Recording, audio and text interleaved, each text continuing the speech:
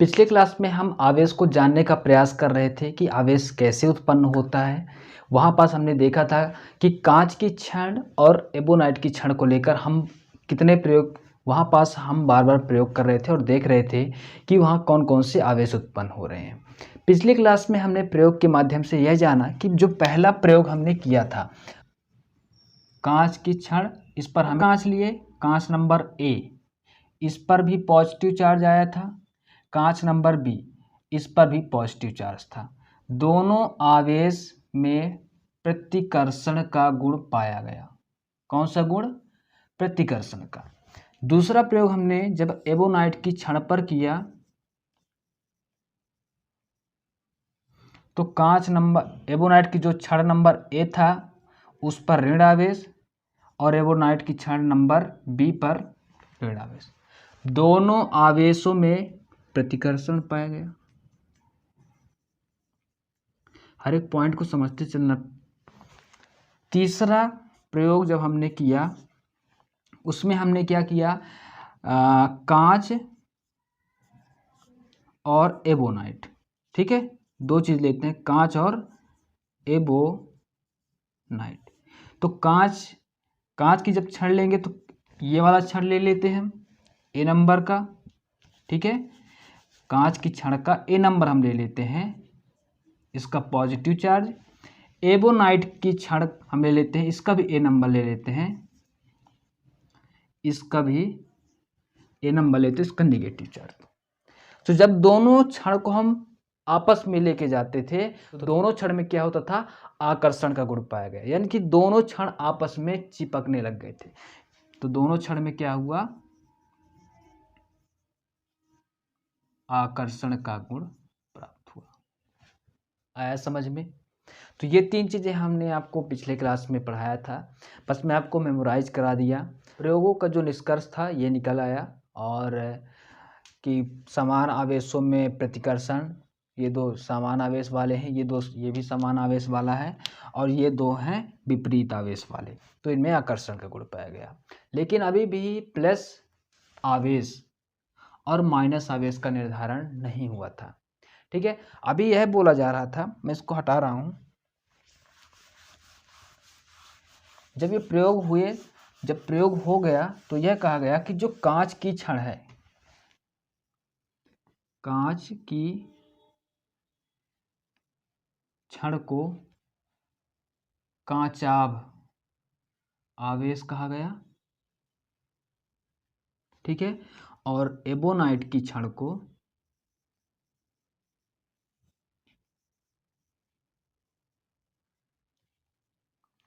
रेजनी आवेश। कहने का तात्पर्य यहाँ है, यह है कि यह कहा गया कि जो कांच की छड़ पर जो आवेश उत्पन्न हो रहा है वह कांचाभ आवेश है, प्लस माइनस कुछ भी नहीं। ध्यान देना मेरी बात को, मैं क्या कह रहा हूँ, ये तो मैं आपको समझाने के लिए प्लस माइनस बता रहा हूँ। बात इतनी सी है कि जब आप प्रयोग कर रहे थे तो प्रयोग पर यह देखा गया कि जो कांच की छड़ है उस पर जो आवेश उत्पन्न हो रहे हैं वो कांचाभ आवेश है, और जो एबोनाइट की छड़ पर जो आवेश उत्पन्न हो रहा है वो रेजनी आवेश है। बस इतना सा निर्धारण था। फिर क्या हुआ, अमेरिका के एक वैज्ञानिक बेंजामिन फ्रैंकलिन, नाम तो सुना होगा, बेंजामिन फ्रैंकलिन,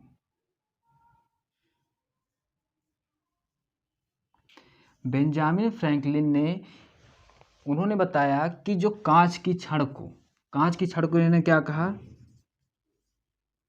मतलब कांचाभ आवेश को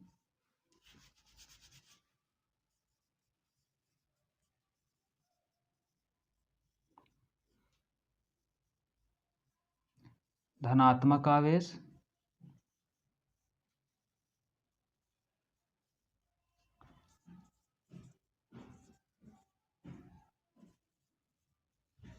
चार्ज, ठीक। तो कांचाभ आवेश को पॉजिटिव आवेश, धनात्मक आवेश, ठीक है, और रेजिनी आवेश को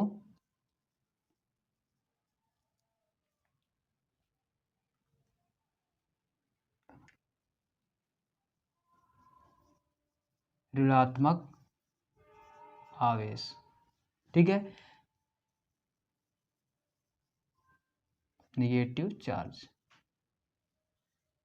बस यहीं से जो धन आयन और या ऋण आयन का खेल शुरू हो जाता है। यानी कि धन आवेश और ऋण आवेश जो आपको देखने को मिलता है, चार्ज धन आवेश है, ऋण आवेश है, तो ये कहाँ से आता है? बस यहीं से उसकी उत्पन्न हो जाता है। तो यहाँ से इसका पूर्ण रूप से निर्धारण हो जाता है कि आवेश के केवल दो प्रकार हैं। कौन कौन सा?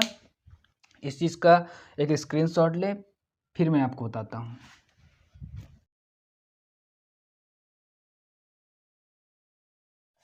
जो कांच के छड़ पर, जो अभी हमने देखा कि कांच के छड़ पर कांचाभ आवेश जो उत्पन्न हो रहा था, कांचाभ को हमने क्या कहा? धनावेश, और रेजनी को क्या कहा हमने? ऋणावेश। यानी कि अमेरिका के जो वैज्ञानिक बेंजामिन फ्रैंकलिन ने जब इसको नाम को संबोधित किया कि धन आवेश, पॉजिटिव चार्ज, निगेटिव चार्ज, ठीक है, तभी से शुरू हो चुका था और फिर वही क्रम आज तक चल रहा है, ठीक है। एक महत्वपूर्ण पॉइंट आप लिख लीजिए कि सजातीय आवेशों में, सजातीय आवेशों में प्रतिकर्षण, अक्सर ऑब्जेक्टिव में प्रश्न पूछा जाता है, प्रतिकर्षण का गुण पाया जाता है। दूसरा लिख लीजिए, विजातीय आवेशों में आकर्षण का गुण पाया जाता है, ठीक है।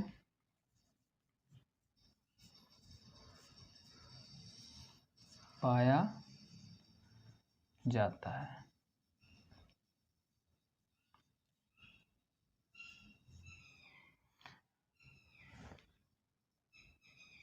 ठीक है। एग्जाम में कई बार पूछा जाता है और ऑब्जेक्टिव में बार बार प्रश्न देखने को मिलता है कि सजातीय आवेशों में, सजातीय मतलब कौन सा होता है? समान आवेश वाले, जैसे कि प्लस प्लस, जो पहले वाला प्रयोग बताया था वो सजातीय आवेश हो गया।